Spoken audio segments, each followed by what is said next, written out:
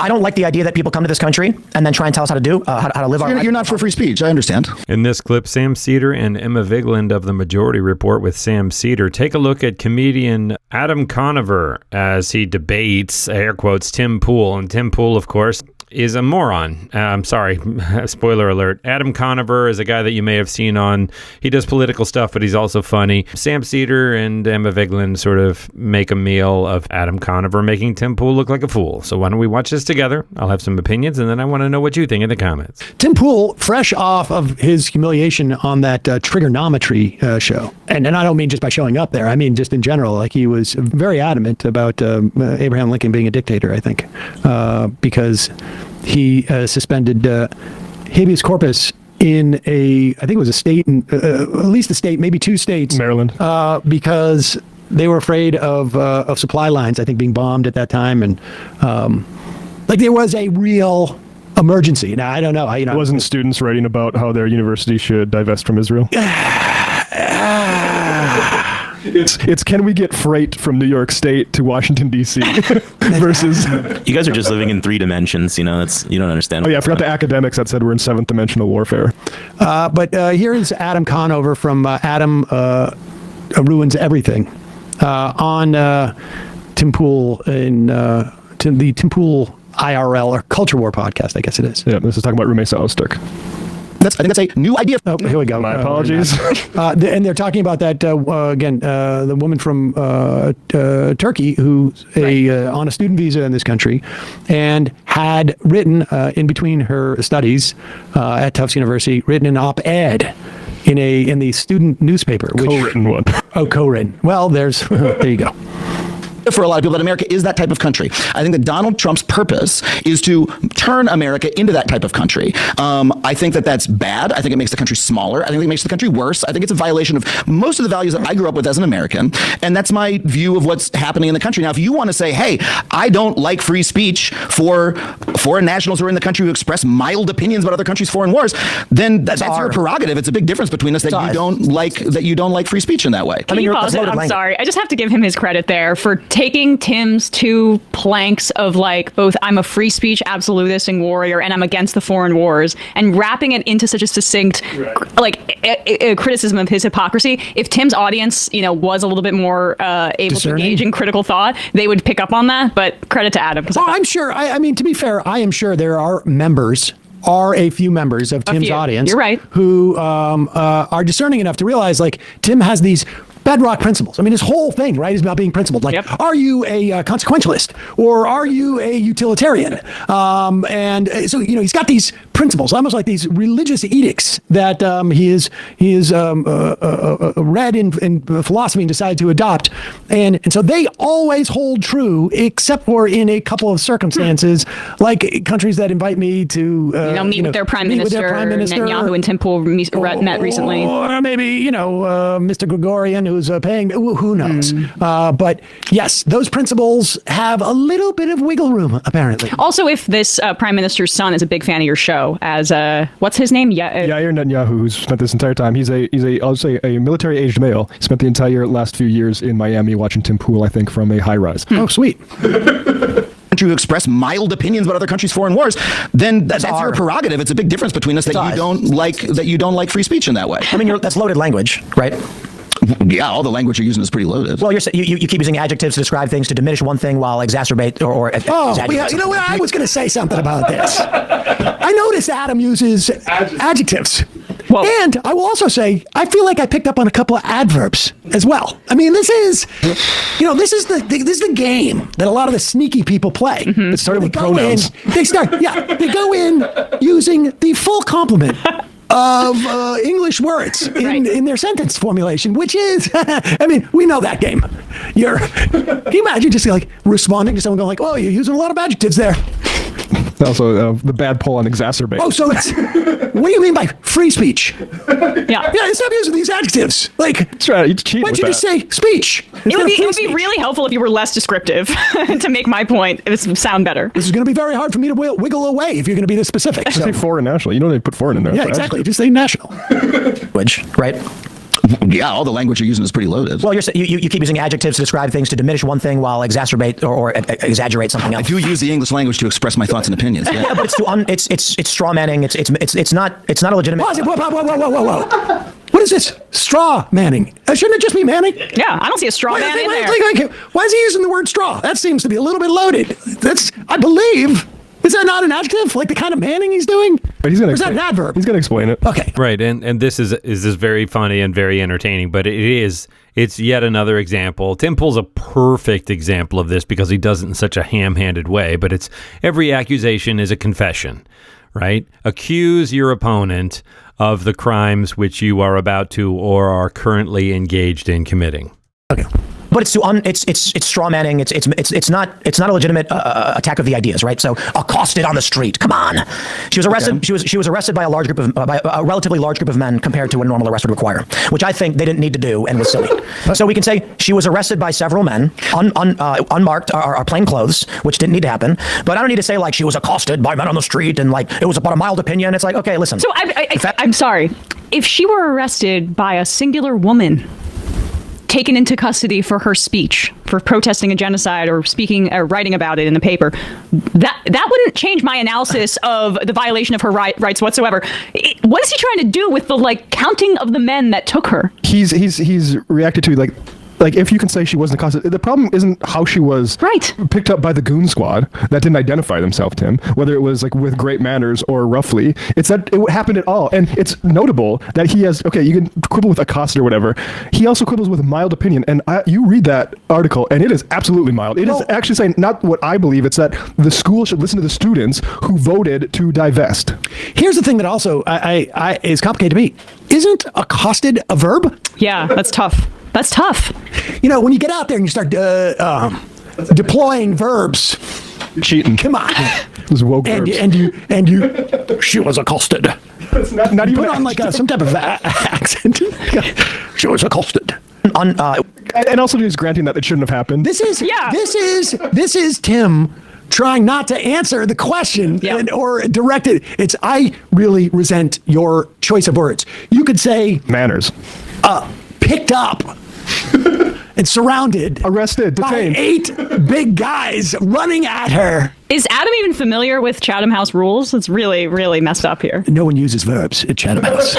Unmarked or plain clothes, which didn't need to happen. But I don't need to say like she was accosted by men on the street and like it was about a mild opinion. It's like, okay, listen, the facts of the case, like I said, I don't like the idea that people come to this country and then try and tell us how to do, how to live our life. You're not for free speech. I understand. I think American citizens have self-determination and sovereignty. And I will say this even to the Canadians who keep coming here and they keep getting involved in our politics. I'm friends with some of them. But I think it's fair to say that there is an issue with Canadians, largely conservatives, who come to this country and then start advocating for conservative values in a country they're not from. So to be fair, there are liberals Canadians who do it too. I find it to be silly. That being said, Canada as a bordering nation with a largely overlapping culture is a morally different question, but still applies in much the same way principally. So I do take issue with foreigners coming to my country. It's a nice white country, so we like it. Canada's they call it what, the most multicultural country in the world, I think.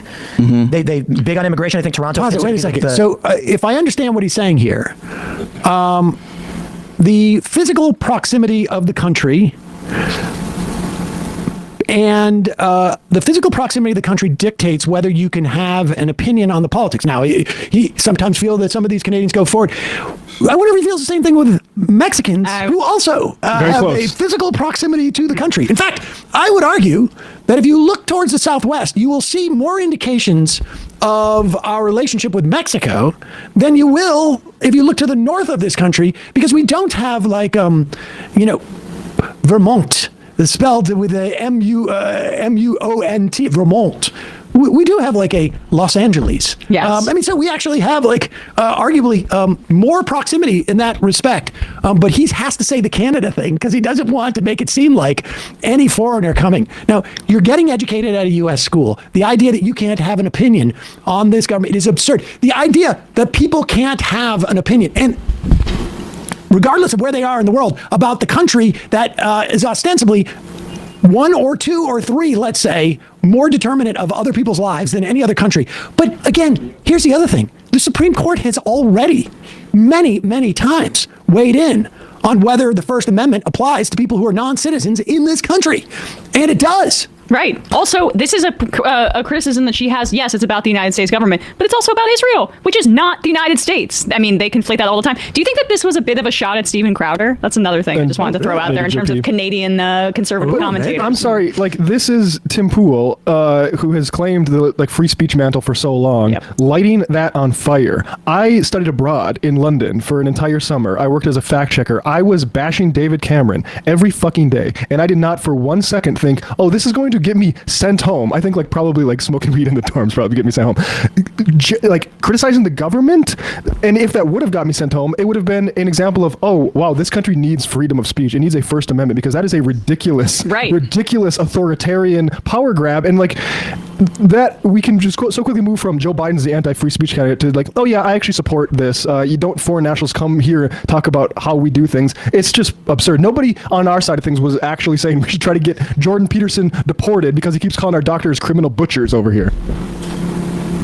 The most multicultural city in the world. Yeah. So Canada actually is, you can call it a nice white country. That's technically the truth, but it also is very, very much in favor of immigration and diversity and all these things. Largely what many of the conservatives are coming here speaking out against.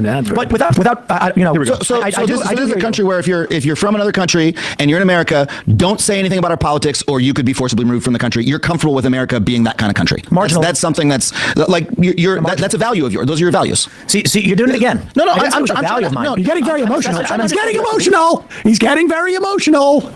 Well, that's a fair point, actually, because notably, people on the far right don't get emotional or hot under the collar. They remain very cool. They stick to the facts, and they make their case in an unbiased and very difficult to refute way. I think of Vinny Oshana as a great example of that. Why doesn't he want to call it a value of his? This is Tim. It just is so fun to watch him. Just he's caught. He's scrambling around. He's looking for an exit. He's running around. Which door is open? Which door is open? Let me get a change. He's running over and he's checking every door now to see if it's open. But he's not even just grant some of the premise. Just grant a little bit of it. It's so weird that he has to support the detentions. He has to, because of this new. I'm telling you, this meeting with Netanyahu was weird. It's weird, and Tim Pool has already shown that he's open to taking money, although he says he doesn't know it. He was victimized by it from foreign governments, and he spoke as a very anti-Ukraine voice in conservative media. And what do you know? Coincidentally, the Russians were sending him millions of dollars. It's a little odd to me that we now see that Netanyahu's son's a big fan of his, and then last month when Netanyahu came to the country, he's meeting with Tim Pool and Dave Rubin. Interesting. Both guys who said little odd. Little odd. I have to use that. Just descriptor. Also, the same time that a day before Stephen Miller came out and said, actually, we're at war, we need to get rid of habeas corpus, Tim Pool was on with those two goobers talking about how habeas corpus needs to be jettisoned because Lincoln did it. Mm-hmm. Marginal. That's something that's, or if you're from another country and you're in America, don't say anything about our politics, or you could be forcibly removed from the country. You're comfortable with America being that kind of country. Marginal. That's something that's that's a value of yours. Those are your values. See, you're doing it again. I'm trying to understand what you actually believe. Yeah, I'd say marginally it's a good. Because I think that's a point of distinction. It's useful in a conversation like this to be like, okay, I have my value, you have your value. Pause it for a second. I guess I'm just a little bit confused because Tim has always said you are. What does he call me? Is he call me a consequentialist? You're a consequentialist versus a deontologist. Yeah, okay, and his deontologism, I believe, thank you, is that you work by principles. Follow principles. And you don't. So how are you marginally anything? It sounds like someone's trying to become Thanos. That's weird. Because that's something that I feel like I would say. Maybe it's black and white, and I want to see what the outcomes are for this before I would determine. Now, does Tim know the bad guys in movies are often consequentialists? Does he not realize this? Honestly, he must be in that universe where he's Thanos now. If I had my 6 jeweled glove right now, I would transport to West Virginia and ask Tim about this. But I don't have it. I left it at home. I'm so angry. But go ahead. My value is I really like it when people say what the fuck they think about any country's politics. We can simplify it. My value would just be, to whatever mathematical degree, American sovereignty supersedes the right of foreigners to speak about our policies. But pause it for 1 second. Whoa. That was so confusing. To whatever mathematical degree, our sovereignty is there. Wait, where do we find this kind of math? Yeah. So wait a second. So his understanding of the law or the Constitution here is that there is a multiple test. Mm-hmm. If our sovereignty is 2 times more important than free speech, then Rumesa Ozturk doing a co-authoring an op-ed for a college newspaper. But it also strikes me that wait a second. shouldn't you know what that multiple is? He says to whatever degree. Like he's still not answering the question. Yeah, we need a unified theory of censorship. Listen, the law is your free speech can be curbed in certain instances if it is against the best interests of society. Particularly safety or inciting. So, like, the whole yelling fire in a crowded theater type of situation can be a curb on your free speech. But that dynamic just exists. The Supreme Court has weighed in whether, someone can criticize foreign policy and not get kicked out of the country and lose their right to say that. But that's the whole question. And he keeps eliding. He just keeps saying, there's an equation. There's an equation. But I can't put the inputs in, and I can't make that equation. But it is, you can determine it. He said it already based on geographic proximity, although we would obviously have to exclude anybody from the global south in this equation. So then you do the multiplication of that. Right. And then you divide it by the degree to which one is criticizing Israel. And then on the other side of things, I guess you get the incarceration quotient or the deportation quotient. Are you familiar with new math? Because what new math says is that you can bypass that equation and just look at what's coming into your bank account. And if you check the wire, the AHX or whatever it is, deposit, then you can make that assessment. You don't need adjectives for cold hard cash in your bank account. That's very straightforward. Also, D equals bad and R equals good. Oh. But he was saying on that clip that he believes that we're in like a 6th or 7th dimensional civil war. Generational. Oh, was it generational? Yeah, it was generational. Okay, I handle the dimensional wars. I thought it was like quirk theory or something. Bordering nation with a largely overlapping culture is a morally different question, but still applies in much the same way principally. So I do take issue with foreigners coming to my country. It's a nice white country, so we like it. Canada's, they call it what? The most. You went back to, you can call it a nice white country. That's technically the truth, but it also is very, very much in favor of immigration and diversity and all these. Don't say anything about our politics, or you could be forcibly removed from the country. You're comfortable with America being that kind of country. Marginal. That's something that's like that's a value of yours. Those are your values. See, you're doing it again. No, I'm trying to understand what you actually believe. Yeah, I'd say marginally, it's a good. Because I think that's a point of distinction. It's useful in a conversation like this to be like, okay, I have my value, you have your value, and my value is like I really like it when people say what the fuck they think about any country's politics. We can simplify it. My value would just be, to whatever mathematical degree, American sovereignty supersedes the right of foreigners to speak about our policies. So simple. But in this case, that's just my value. So you think that literally any time America is exercising its sovereignty, that's like a good thing in that particular case? Like, because what does that mean? Like, you're a guest. With all due respect, I think I said it like 6-7 times. You're mathematical equation. Adhere to the rules. That's it. Wow. That includes conservative Canadians, conservative Brits. That's Carl Benjamin. That's Paul Joseph Watson. That's Viva Fry. That's Seth Rowe. How can he justify then all of these people are walking free amongst us?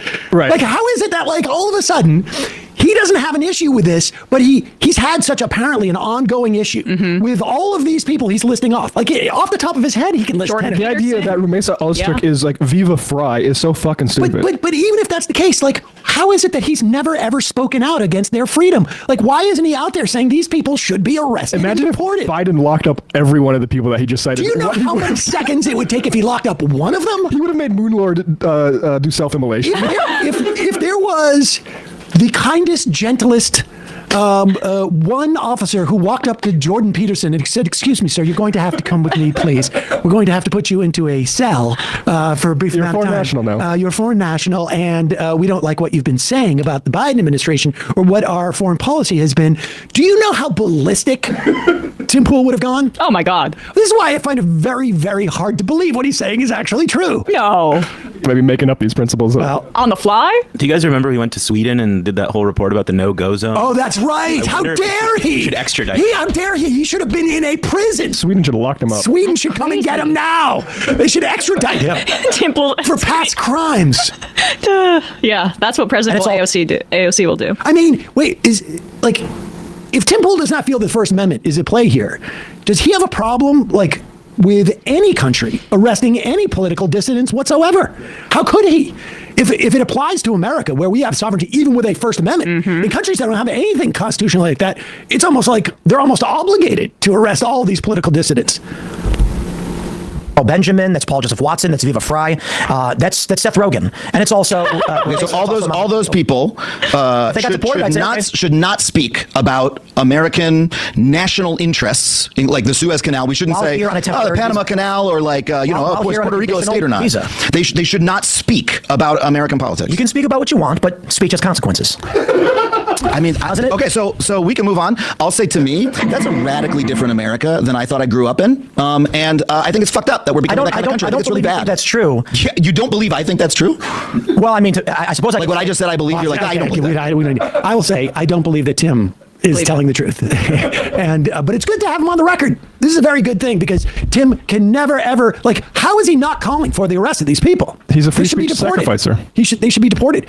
Listen, under the Tim Pool doctrine, which I think we should refer to going forward, that doctrine states any foreign national in this country or hopes to even visit this country at any time who speaks a word of U.S. domestic or foreign policy, right? Because why would it apply to foreign policy, not domestic policy? Should be imprisoned and then deported. That is the Tim Pool doctrine. It is. It's nice that he. And abandoned also free speech don't use a lot of adjectives. Right. Those two. That's the Tim Pool doctrine, number one, and number two. to exacerbate. I mean, in this whole ecosystem of authenticity and people hurling around the world the word shell and fraudster, and there's the whole thing with Cenk Uygur and Anna Kasparian and whether or not they became shells. I mean, these terms, whether or not they're taking money to spout a party line under the guise of being an independent voice. And, I think you can talk about good faith and to different degrees with different people. I think Tim Pool is one example of an absolutely bankrupt, like his opinions have never been based in anything genuine. He's 100% doing this for the profile and the money. And, he sees what side the bread is buttered on, and that's what he's doing. And he doesn't have sound arguments. It's all a mishmash of stupid right-wing talking points that aren't, and then he uses all the two-bit techniques of interrupting and shouting down and bluster and whataboutism and all of it. I mean, and now he's in the White House media pool and embarrassing himself there. The guy is a clown. Hey, maybe I'm wrong. If you disagree with me, let me know in the comments, right? I mean, is Tim Pool awesome? Is it Sam Cedar and Emma Vigeland that are the shills or whatever? I don't know. Let me know in the comments.